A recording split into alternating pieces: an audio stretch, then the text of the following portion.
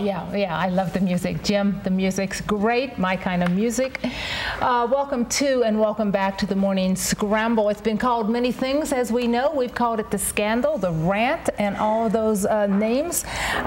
We are talking to Joy Goff. She is with the, I'm calling it a Family Foster Fun Fair. I got carried away with my F's, as you can see. I know, it's tough. But does it all cover? It's all there, isn't it? It is. It's the Family Fun Foster Recruitment Fair. Oh, okay. Yes, so you missed one word. May 19th at Heritage Park Zoo, 10 to 2. It's an effort to recruit new foster families. It's an opportunity for people to come meet current foster families, meet teens in foster care, and talk to workers from Catholic Charities, Arizona's Children Association, HRT, and Ameripsych with any questions about what is it like to be a foster parent. The statistics of children in foster care, it must ebb and flow. Can you give us an idea of where it stands right now? Yeah. It is, well, actually I was going to tell you that we have about 800 teens right now in group homes in Arizona. Wow. Many of them have no family at all, and so we are looking for foster families who are willing to parent teens, also sibling groups, or children with special needs. I'm not too familiar with this, so when you say foster these children, do you mean for forever? Not necessarily, no. The typical length of stay is 6 to 18 months in a foster home. The goal of foster care is for children ultimately to return to their parents. If that's not possible, then foster families may step up to adopt them and then have them permanently. When people become a volunteer for the program and become foster parents, can they determine which that they would like to foster? A teen, elementary, a child, a baby? Yes, they go through an extensive training process where they are given time to kind of consider who would we want to work with, and at any point in time as they're working with children, they could choose to change. You know, if they come in thinking, I'd really like to work with teenagers, but later they find, oh, well, we'd maybe like to work with a younger kid, that's always a change that can be made. Now, you're under the Catholic Charities umbrella. Services, yes. Okay, and they do, as an overview, they do?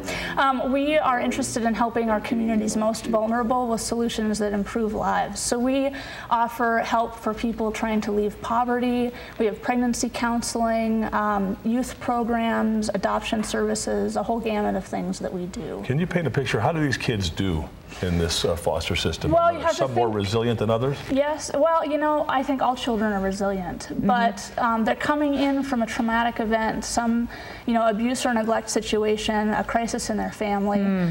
So they have struggles, and families really have to come alongside them, open their hearts, open their homes, and kind of ride along with them, because all the processes in the system are challenging. They have therapy sessions and school meetings and court meetings. There's a lot going on in these children's lives. Needless to say, not every adult or parent out there is really the type of personality that could be a foster parent. Right. It takes a special personality, doesn't it? It does. It does. I think it does. Someone who really has a heart for children. And there are lots of roles they can play. You know, we're also looking for people to come in and be mentors for foster children. I know they're always looking for KAZTs, court-appointed special advocates for foster children.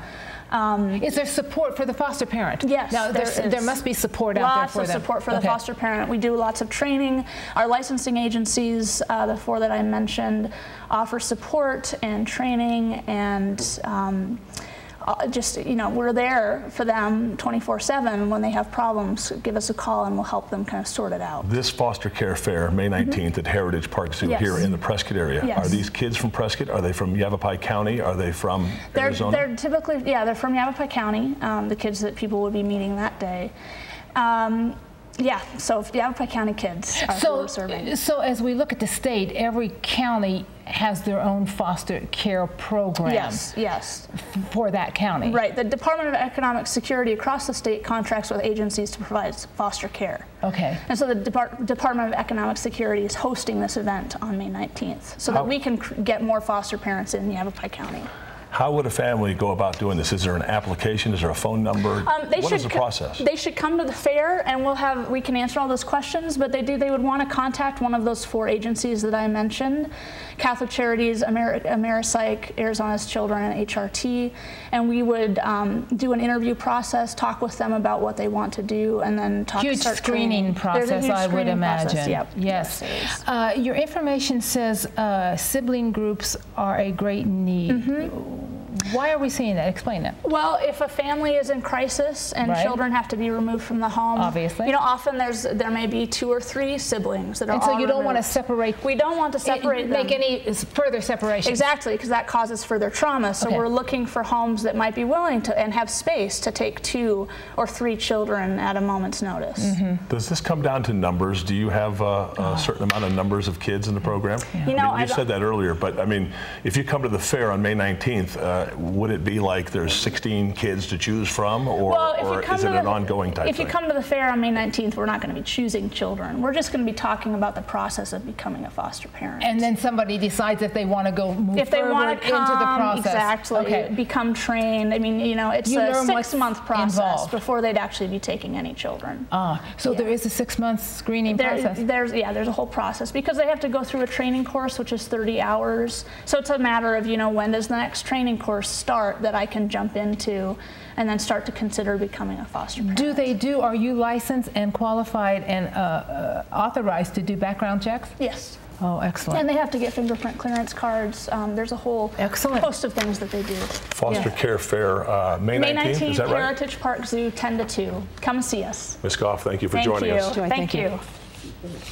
Very, very inspiring. Yes, when we come back right here on the Morning Scramble, we're going to talk about Casablanca. We all remember that movie. This is Operation Casablanca with Helen Stevenson. You stay right there.